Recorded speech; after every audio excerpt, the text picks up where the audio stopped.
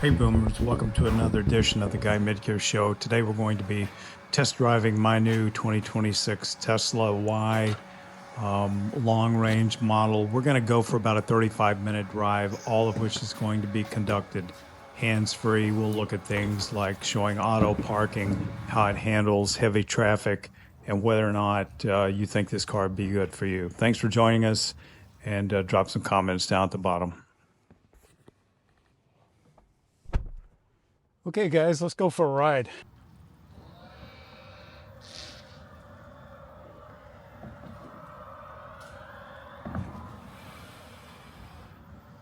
So what we're going to do, guys, is we're going to do full self-drive.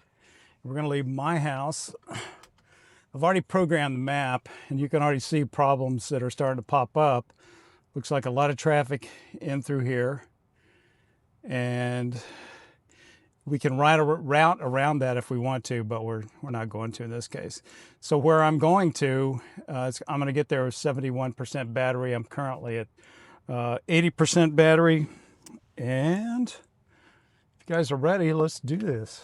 Got my mirrors checked. I think we're about ready. Just a couple things that I go to here. This, you can see the radio station. I like to look at my mileage.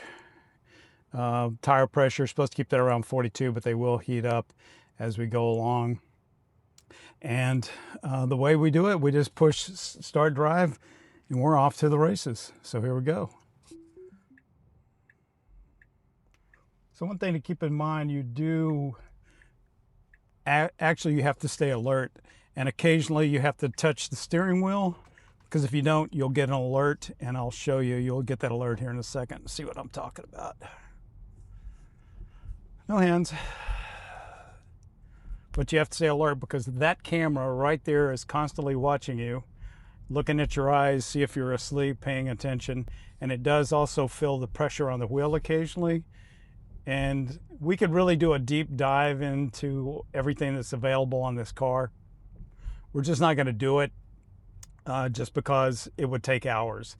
So you can see a car's coming at us right now. It sees that car, it's getting around this car, and it will adapt. If a child walks out in the road, it'll either stop or go around. It will recognize the child and just come to a complete stop.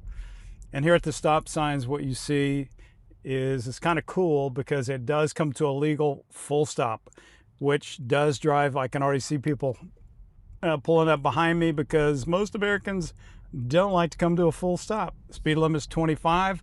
I've got it in the sloth mode, which is the slowest it'll go, which will keep it right at 25.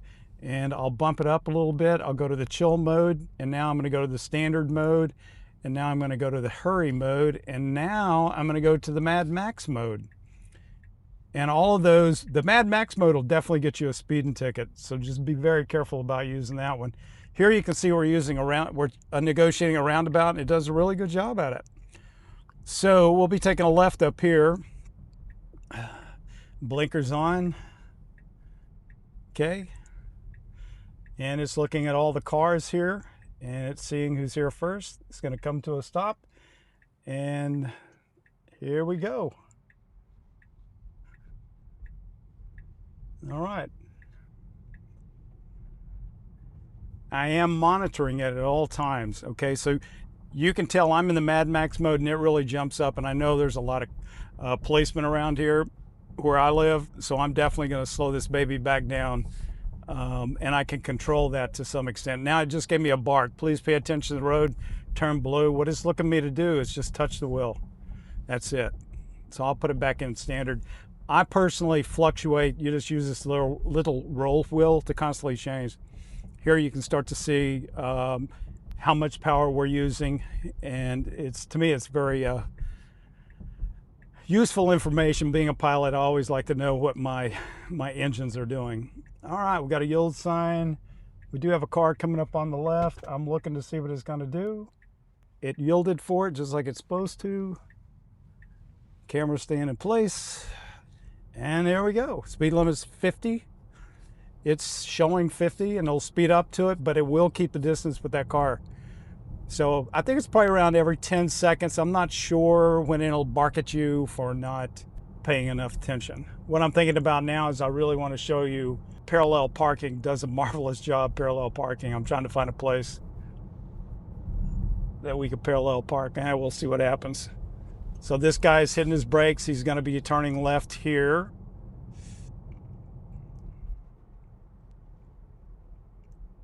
Tell you what, here's what I'm going to do. I'm going to turn in here so I can kind of show you what this car can do as far as finding a parking spot and doing auto parking. So I'm going to come to a stop here.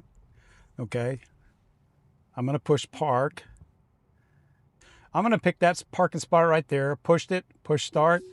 I'm going to let it park. Okay, so that's interesting. There's orange cones here. It's negotiating around the orange cones.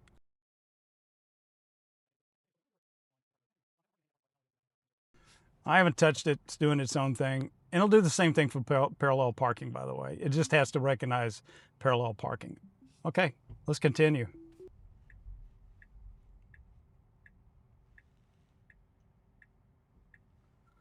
So it's extra cautious. I've got it in the standard mode. I would have gone personally. I would not have waited on that truck, but this is more cautious and the accident rates are way lower when you're doing full self-driving. So it just doesn't take the chances that I would take after, what have I been driving, 50 years, something like that? Maybe 52?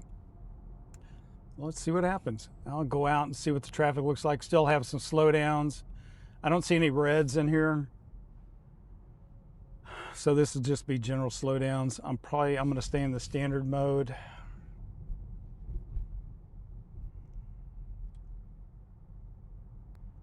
And I'll keep my hands off the wheels until it barks at me again.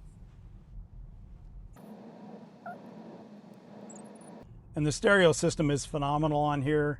YouTube is ridiculously touchy with giving you copyright strikes. So unfortunately, I'm not going to be able to play music for you, but I will tell you this thing has, I believe it's 13 speakers, and it is just one of the best sound systems I've ever seen in my life. It's unbelievable. It's kind of cool. If I want to see who's behind me, you can see a little eyeball right down there. I'll hit the eyeball, and that shows me what's going on behind me. Okay.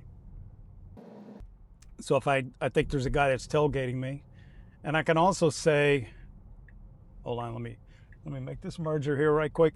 This is what it does really well. It's tough for me to look back behind my neck at this really acute angle getting onto the interstate. I really can't see back behind myself so well. This thing it sees 360 degrees. I can look in here, move this around if I want to, and I can look in here and see if there's actually a car coming, all right? And now it's just going to do its thing, and I can see traffic starting to pile up there ahead. This big truck's already starting to slow down. So here's another thing that's kind of cool. Recently they've added grok, and you'll hear Ara come on here. She can be a little annoying sometimes. And let's look and see how these cars merge. All right, can you hear me? Ara's not here right now. It's just me, Grok. Okay. What do you want to check? Well, I am recording this for my YouTube channel, the Guy Midkiff Show, and I just wanted to show people what you can do and how you can interface. And right now you can interface, pretty much you can input a map, but that's about it, correct? Yeah, I can do way more than just maps. Like search the web, check navigation, vehicle stats, X-posts, or even look up your owner's manual. What do you want to demo next for your YouTube folks? Well, you know, some of the things that I like to do with you is, like, I always like to practice languages. And one of the things is I like for you to strike up a conversation about mealtime in Spanish. So if I wanted to say, I'm hungry in Spanish, how would I say that? To say, I'm hungry. So you'd say, tengo hambre. Okay, I'm going to repeat that, and you tell me how well I do. Go ahead, say it. I'll give you feedback on your Spanish. Tengo hambre. Perfect.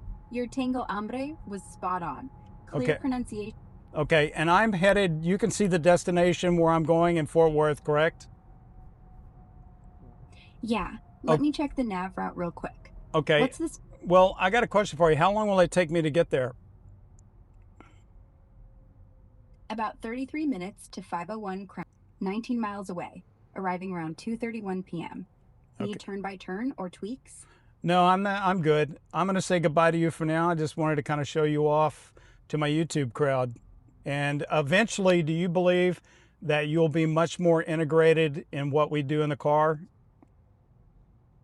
Yeah, I think we'll get way more integrated, like handling calls. And the last software upgrade that was added to this car, just give me the highlights of what that software update added to my Tesla Model Y.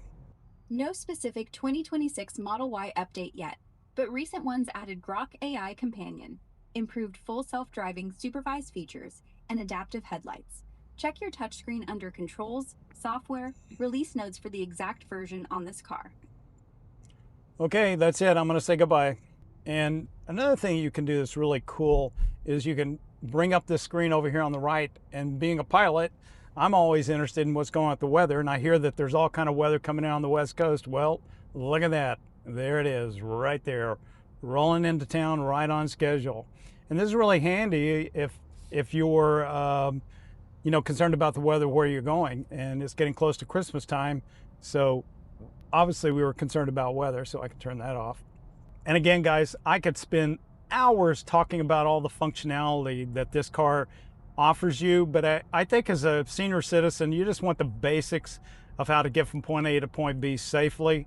And that's kind of what this demonstration drive is going to show you. And it's kind of cool that we're in pretty heavy traffic here, and it reduces your stress level immensely. I have to tell you, I am not so inspired towards road rage anymore with the full self-driving. I really appreciate it. So let's bring this up and let's see where charging stations would be along the way. And range anxiety is obviously a real concern. But remember, when you're driving these cars in town, in a local area like in Dallas-Fort Worth area, there's literally hundreds of places. Now, it actually just did a very aggressive stop. I looked at my rear view mirror. Oop, don't want grok. I looked at my rear view mirror because I'm always afraid I'm going to get whacked by somebody in the rear. And if that happens, this will record that accident all the way around your car. And you can also tell it, save dash cam.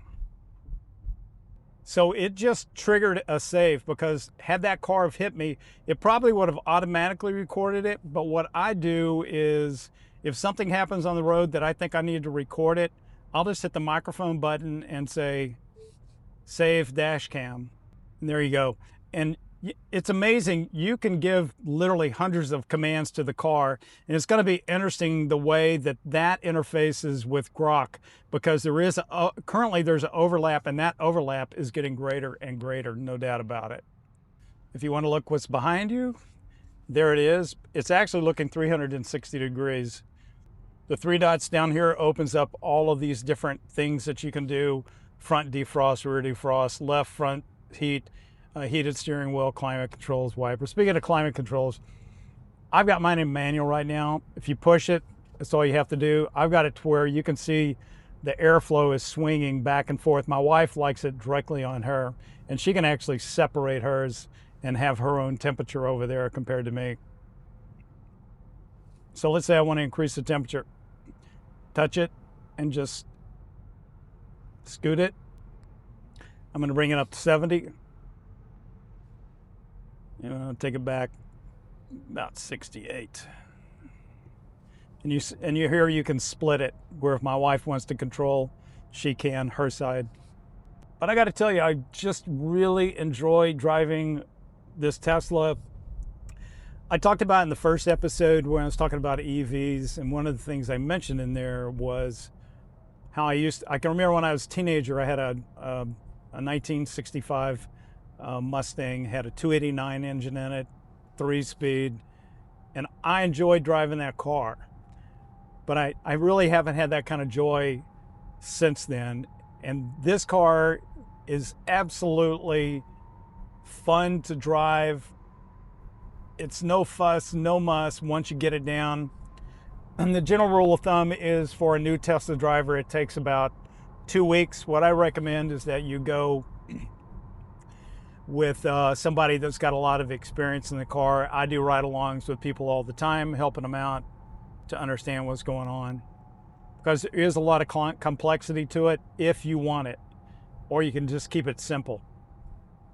KISS, as we used to say in the Marine Corps.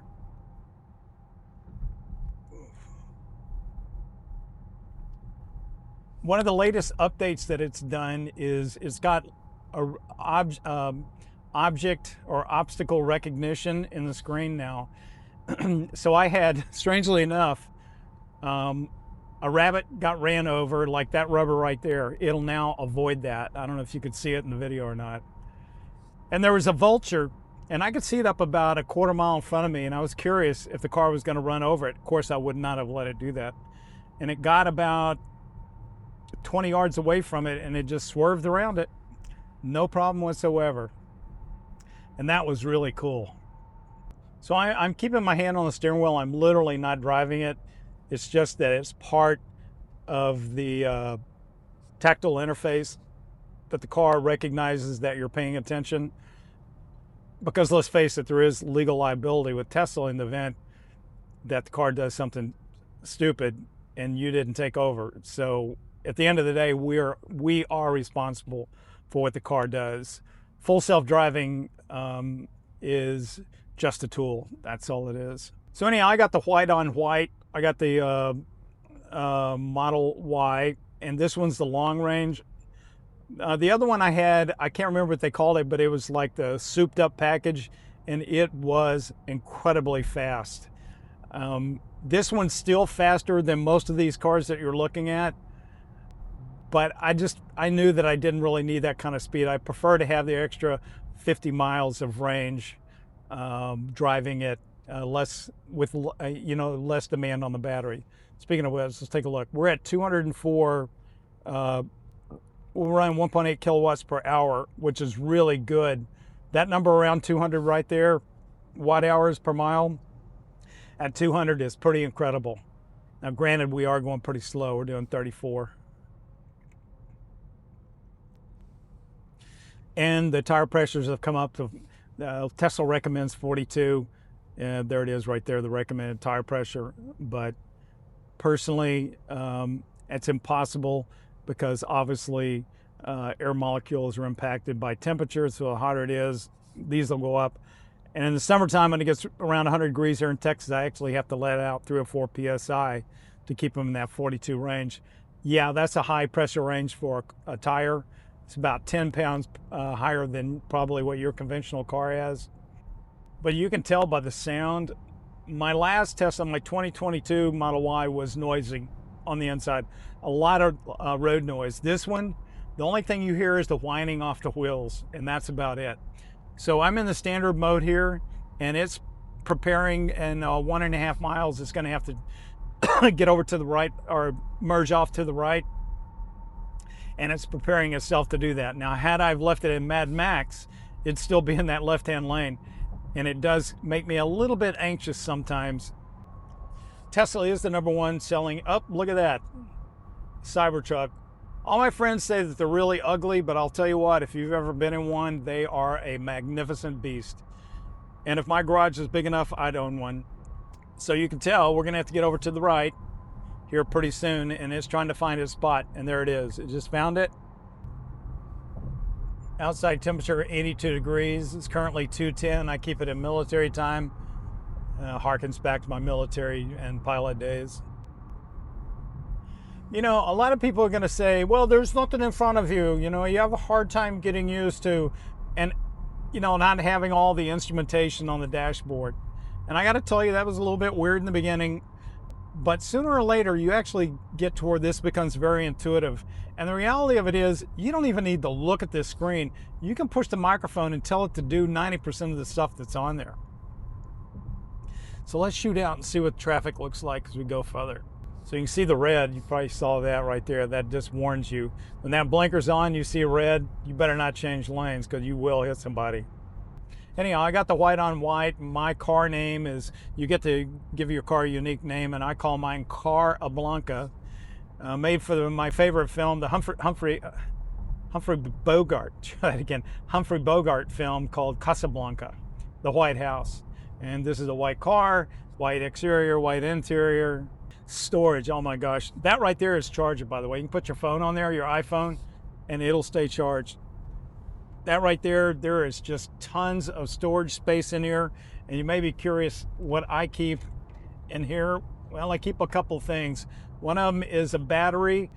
This car has a big battery and a small battery. If that small battery ever dies, your car is dead. I keep a little vacuum cleaner in here because I'm a clean freak, clean nut, whatever. And then the other thing in here is I've got a I use this to pressurize my tires if I ever need it, and I do. There is no spare tire in this car, so as a result, your choices are either call Tesla and have them come pick you up, which if you're halfway to Lubbock, it's probably not going to be the best idea in the world.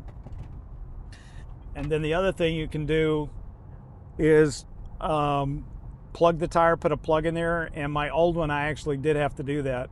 And they say that that's a temporary fix, but I'll tell you, I think I put 10,000 miles on that plug, and they're easy to, actually they're pretty easy to do. It takes a little physicality, I'll just be honest about that, because you've got to be able to drill into the tire through the plies, force that plug in.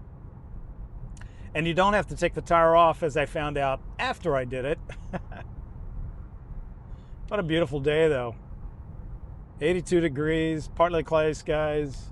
So the road's really bumpy here, and it just smoothly glides over the top of them. My wife, so we have an obstruction up here. There's a car that's parked on the side of the road. Let's see what it does. Actually, it didn't do anything. Interesting. All right, it's gonna get over in the right-hand lane. Now look, there's a white car that's merging as well. Let's see what happens here. So it's got a choice here. It could either do a U-turn back or a straight left turn. And see, now that was a mistake right there. It just crossed a white line, and that's why you do have to watch it occasionally. I would suspect that the reason that it crossed over that white line, which if there was a cop behind me, I would have got a ticket for that. And probably the reason is there's a lot of sun glare, and the sensor probably just didn't see the white stripe on the road. I was looking in the rear view mirror. Optically, I was watching to make sure that it was not going to hit a car, and I let it do it. And I will tell you that my car is part of the, I chose to let it be kind of a test bed, so the data that comes off of my car can go back to Tesla mainline and let them make corrections. And they do make corrections once or twice a month and send that to you through software. What Elon Musk wants to do eventually is actually have this car leave your house at 10 o'clock at night, let people use it to do full self-driving. They'll sit in the back seat, and it'll make you money, and it'll make Tesla money. And I don't think I'll do that, only because I don't want my car getting trashed. But I can see if you've got a used one that's beat up a little bit, that may not be a bad option. Speed limit is 40. In standard, it'll go 5 over. I used to ride out with the policeman in the last town that I lived in quite frequently. And 5 over, usually they won't nail you for it. I'm not going to pay your ticket, though, if they do give you a ticket doing 5 over. I was reading where there's been some violations where it's done right on red when it wasn't permitted. And it's kind of creeping along here. Crossed another white line right there. It's probably because it saw that parked up there, that big truck. But again, this is a huge improvement over what my 2022 would do. That thing got my attention on a couple of occasions. Okay, yellow light, what's it gonna do? Okay, it made it. So it says right lane closed ahead. I don't think it can actually read physical signs like that. There's nobody behind me. It does say right lane closed. Here in Texas, sometimes we leave the sign out and we don't move it, maybe because we're going over a holiday or something like that. So the right lane is definitely not closed. And when you got it in the manual mode and you're not using full self-driving, one of the cool things it does is when that light turns green, you hear a ding. And that's for those of you that use your iPhone while you are driving and want to check text messages. When your car comes to a stop, the light turns green, you don't see it, and you get honked at from the car behind you because they can see you're looking at your iPhone. or whatever device you have. And I'm always monitoring my battery when I get there. I really don't ever want to be below about, 20% is my first cautionary area. I'm amazed because I haven't touched the steering wheel in quite some time. And there's something going on with the algorithm. I think it's kind of loosening up a little bit. How it determines that, I have no idea. But I do hope you've been enjoying my, I would not say it's a new channel. I've had it up for about 2 years. The whole concept of the Guy Midkiff show was I retired not last October, but the October before. And I felt like transitioning to retirement after working, in my case, for 36 years for American Airlines and 12 years in the Marine Corps, you're going into a really strange place, and I wanted to help people ease into that. And this is what I'm doing. This is how I'm living my life. And I felt like I'd share that. And I hit everything from finance to lifestyle events, travel. My big thing is health is wealth. About 7 years ago, I think I'm going to do a story on this. About 7 years ago, I weighed 300 pounds. And I'll do a deep dive into how I got down to about 100. My current weight's about 180, 185. And the thing about it is these cars do not handle rocks, things throwing up on you. And these big old trucks just do that constantly. My last one, I got a couple of dings in the window, which is extremely annoying. I actually put it's called PPF. I did it myself. It's on the mirrors. I thought about putting it on the windscreen, but apparently that causes a lot of problems. All right, good. It's going to get back over to the right, and I'm going to help it out. I'm going to tell it to go back into the standard mode. Actually, I'm going to have it go into the chill mode because I want it to get over into the right lane.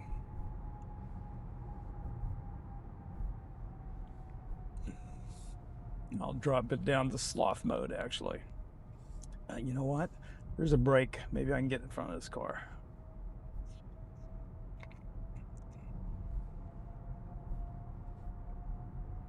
Beautiful. All right. Back into the chill mode. So you can help it out with the lane changes by boosting the speed, going through the different, like I'm in the sloth mode right now. Again, I got my hand on the wheel, but I'm not really driving the car. I'm ready to take over.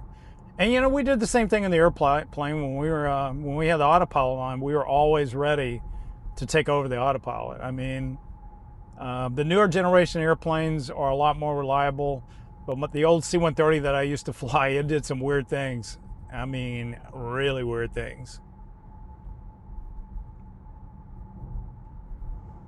Wait 2 miles, we're going to take a ride here on Green Oaks Boulevard. See a big old golf course right up there. So you can change the compass if you want to orient. I'm going to put it back on north. Actually, I'm going to put it back on orientate. See, it just barked at me. Didn't like what I was doing. But I would say in generalities, it's been a fairly eventful, event-free drive. We really kept our wattage down really low. We're right around 200. And anytime you can keep it below 300 is a good thing. And that's good because that means you're just increasing your range at the end of the day. All right, interesting. We've got a flashing yellow light. How's it going to handle it? Now we're in a neighborhood, and I definitely want to drive the speed limit in the neighborhoods. But I will tell you that if a child was to walk out or chase a ball out in front of you right now, I would trust this Tesla more than myself with reacting and doing the right thing. There was a recent video where an elderly couple was driving, I think they're in their 70s, somewhere around Houston. And a car merged in front of them, and he was thinking about taking control of the car and whipping over to the left, but what he couldn't see behind him, he was doing about 60, and there was a car coming about 80 miles an hour behind him. Had he have taken over manually and swerved over to the left, that car would have hit him in a potentially disastrous accident. As it was, he was able, the Tesla put on the right amount of brakes, and they had a very minor collision with the car in front of them. And it was all recorded on the dash cam. So it wasn't their fault in the very least. And those are the kind of things that really lead to, like I was telling my kids, I've got young kids in their 20s, and I said, there's a really good chance that your kids, when they get to be your age, driving probably will not even be an option anymore. I think you're going to be riding along with the car. The data is just pointing more and more towards the fact that full self-driving saves lives. As we get close to the end of this approximate 35-minute full self-driving demonstration, first of all, thank you very much for watching this. I think if you watch the entirety of it, it should give you some degree of confidence that the full self-driving is very reliable. It made a couple of minor mistakes along the way, and I can just tell you from what I'm seeing on my end that there's multiple updates. Like today, I just got another update, and they're constantly upgrading the reliability of FSD. And given the low absolute numbers in billions of full self-driving miles driven, fatal risk per mile appears low, and that's because a lot of the data is anecdotal, and it does come from Tesla. I'm not saying they're lying at all. I'm just saying the data does come from them. And anyhow, those fatal crashes do appear low and potentially decrease compared to human driving averages. And that's Tesla making these claims. However, regulations continue probes into traffic violations, for example, running red lights. And we just saw it cross a white line today twice, and crashes while using FSD, suggesting risk is specific scenarios may not be fully mitigated. And I would also tell you, when the visibility drops down, like if you're in rain, heavy rain or fog, I'd be very careful about using full self-driving. So here we are at the destination. Thank you very much for listening, and we hope you have a great day. Remember, health as well. If you guys get out there and have a good time, take care.